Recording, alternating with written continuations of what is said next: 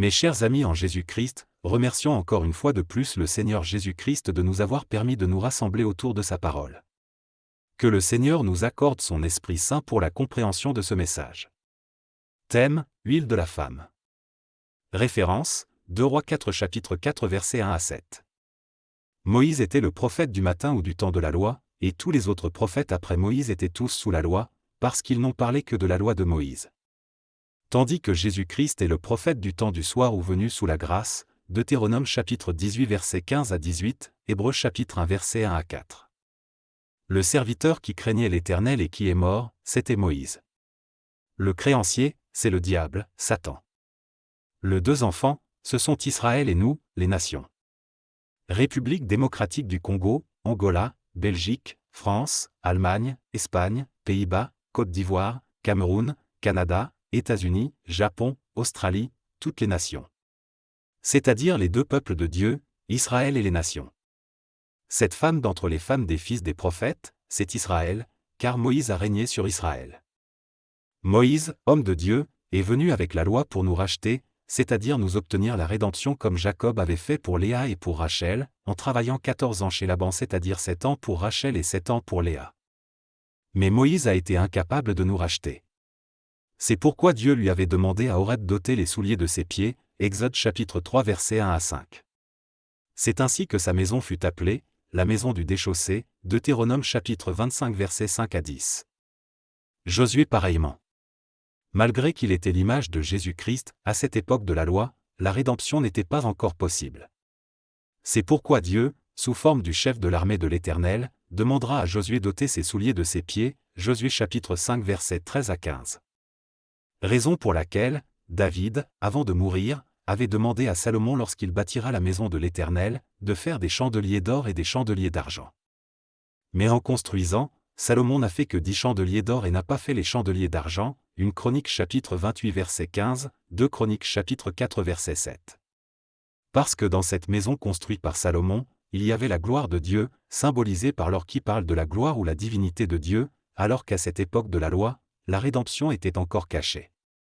5 chandeliers à gauche et 5 chandeliers à droite, car l'argent symbolise le rachat ou la rédemption, Deutéronome chapitre 10 verset 1 à 2, 1 Pierre chapitre 1 verset 18 à 19. 2 trompettes d'argent, c'est-à-dire le rachat pour Israël et pour nous les nations. La main gauche de Dieu veut dire Moïse ou la loi et la main droite de Dieu c'est Jésus-Christ ou la grâce.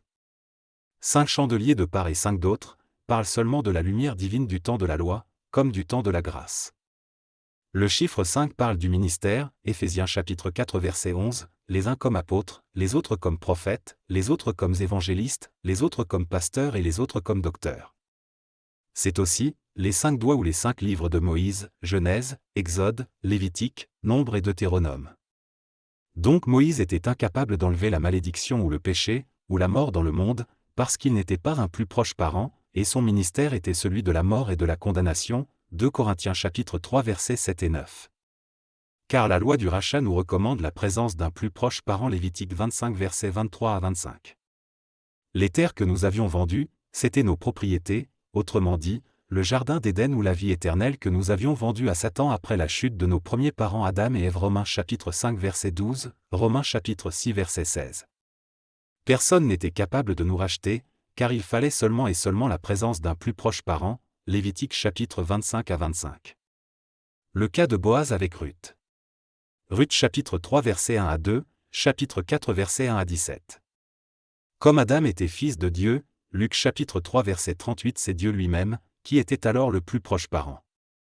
C'est ainsi qu'il dira en Ésaïe chapitre 35 verset 4 qu'il viendra lui-même et nous sauvera. Quand Dieu allait venir lui-même sur la terre, il a donné des signes pour que les gens inspirés puissent le reconnaître. Ésaïe chapitre 35 verset 5 à 6, les yeux des aveugles s'ouvriront, les oreilles des sourds s'ouvriront, le boiteux sautera comme un cerf, la langue du muet éclatera de joie. C'est ainsi qu'en venant dans le monde, Dieu, la parole faite chair, a habité parmi nous, Jean chapitre 1 verset 1 à 14, Michée chapitre 5 verset 1 et on l'a appelé Emmanuel, Ésaïe chapitre 7 verset 4, Matthieu chapitre 1 verset 23. Dans sa cellule de prison, Jean-Baptiste a eu des doutes sur Jésus-Christ alors que lui-même l'avait présenté au peuple comme l'agneau de Dieu qui ôte le péché du monde, Jean chapitre 1 verset 29. Ce péché c'est l'incrédulité. Alors pour avoir une conscience tranquille, Jean-Baptiste a envoyé deux de ses disciples vers Jésus-Christ pour lui demander si c'est lui qui devait venir ou s'il fallait attendre un autre. Mes frères et sœurs, écoutons la réponse du Seigneur Jésus-Christ. Comme réponse, sur le champ, Jésus a commencé à opérer des miracles, à guérir les malades, à chasser les esprits impurs, à rendre la vue aux aveugles. Ensuite, il a demandé aux deux disciples d'aller rapporter à Jean ce qu'ils ont vu et entendu, c'était l'accomplissement d'Ésaïe chapitre 35 versets 5 à 6. Dieu est esprit et comme tel ne pouvait pas se manifester sur la terre et sauver. C'est ainsi qu'il a pris une forme humaine en venant dans le monde. Ainsi le Père s'est fait Fils, Jean chapitre 1 verset 14, Jean chapitre 14 verset 7 à 11, Jean chapitre 10 verset 30, Colossiens chapitre 1 verset 15. Comme Seigneur Jésus-Christ est le plus proche parent, il avait le droit de rachat. C'est ainsi que Jean-Baptiste dira qu'il n'était pas digne de délier la courroie de ses souliers, souliers de Jésus, Luc chapitre 3 verset 16. Jean dira aussi en 1 Jean chapitre 3 verset 5 que Jésus a paru pour ôter les péchés. Et pour ôter les péchés, il fallait un sacrifice sanglant. Mais qui était digne de prendre le livre, de l'ouvrir et d'en rompre les 7 sceaux?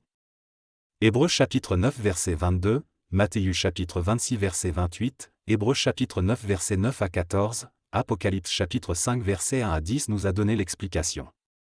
Pour racheter, il fallait en être riche, c'est-à-dire avoir de quoi payer, Lévitique chapitre 25 verset 25, Ruth chapitre 2 verset 1.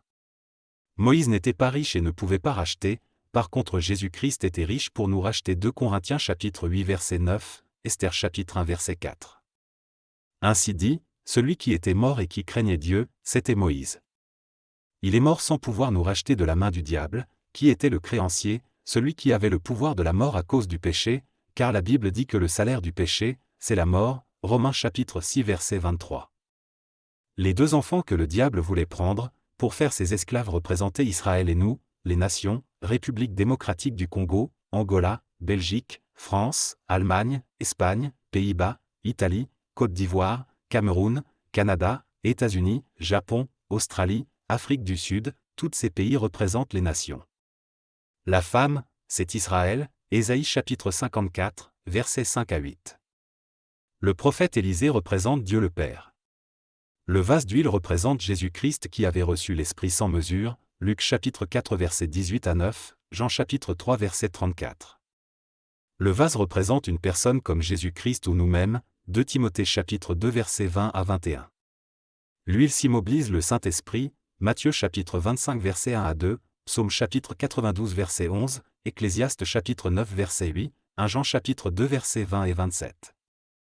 Pour payer la dette, il fallait chercher d'autres vases vides, chez les voisins et prendre le seul vase qui était rempli, afin de remplir les autres vides.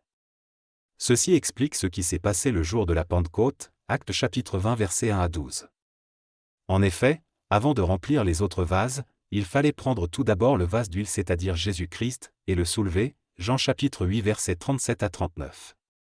Le verset 39 de Jean 8 dit, Jésus-Christ dit cela de l'Esprit que devaient recevoir ceux qui croiraient en lui car l'Esprit n'était pas donné, parce que Jésus n'avait pas encore été glorifié. Voir sa mort sur la croix. Or la Bible dit dans Philippiens chapitre 2 versets 5 à 8 que Jésus-Christ qui existait en forme de Dieu, s'était dépouillé et s'était humilié. Et avant qu'il soit élevé, il devait connaître la mort de la croix, Jean chapitre 12 versets 32 à 33. Alors après sa mort, il est ressuscité le 3e jour et après 40 jours, il est monté au ciel, ce qui explique le fait de prendre le seul vase d'huile, de le soulever pour remplir les autres vases vides, Éphésiens chapitre 4 versets 8 à 11. Dieu avait privé à Israël le Saint-Esprit, l'Esprit de vérité qui conduit dans toute la vérité, qui convainc le monde du péché, Jean chapitre 16 versets 8 à 13. C'est pour cela qu'Israël n'avait pas reçu la rédemption. Car en la loi était la mort et la condamnation, 2 Corinthiens chapitre 3 versets 7 et 9. Cependant, en Jésus-Christ était la vie et cette vie était la lumière du monde, 1 Jean chapitre 4 versets 11 à 3, Jean chapitre 1 à 4. Donc Jésus-Christ ou la grâce est venue afin d'ôter le péché et détruire les œuvres du diable, 1 Jean chapitre 3 versets 5 et 8. Or, actuellement, Jésus-Christ, c'est l'Esprit, 2 Corinthiens chapitre 3 verset 17, Romains chapitre 8 verset 9. Le Saint-Esprit est descendu le jour de la Pentecôte ou le 50e jour, après la résurrection de Jésus-Christ, ce qui correspond au jubilé, où chacun devait rentrer dans sa propriété, Lévitique chapitre 25 versets 8 à 13. Donc nous avons obtenu la rédemption ou le rachat par le sang de Jésus-Christ, 1 Pierre chapitre 1 verset 18, Éphésiens chapitre 1 verset 3 à 14 et la liberté par le Saint-Esprit, 2 Corinthiens chapitre 3 verset 17. Donc en Jésus-Christ, nous avons la rédemption par son sang, la rémission des péchés, selon la richesse de sa grâce, Éphésiens chapitre 1 verset 7. En Jésus-Christ, nous aussi, après avoir entendu la parole de la vérité, l'évangile de notre salut, en lui nous avons cru et nous avons été scellés du Saint-Esprit qui avait été promis, lequel est un gage de notre héritage, pour la rédemption de ceux que Dieu s'est acquis, à la louange de sa gloire, Éphésiens chapitre 1, versets 13 à 14. Aussi la Bible dit qu'il n'y a donc maintenant aucune condamnation pour ceux qui sont en Jésus-Christ. Car la loi de l'Esprit de vie en Jésus-Christ m'a affranchi de la loi du péché et de la mort. Ceux qui vivent selon la chair s'affectionnent aux choses de la chair, tandis que ceux qui vivent selon l'Esprit s'affectionnent non aux choses de l'Esprit. Et l'affection de la chair, c'est la mort, tandis que l'affection de l'Esprit, c'est la vie et la paix. Mes frères et sœurs, veuillez lire attentivement Romains chapitre 8 versets 1 à 17. Galates chapitre 5 verset 1 dit que « C'est pour la liberté que Christ nous a affranchis. Demeurons donc fermes, et ne nous laissons pas mettre de nouveau sous le joug de la servitude. Marchons donc selon l'Esprit, et nous n'accomplirons pas les désirs de la chair. » Galates chapitre 5 verset 13, encore 16 à 25. Que le Dieu de paix répande abondamment sa grâce sur vous. Papacy,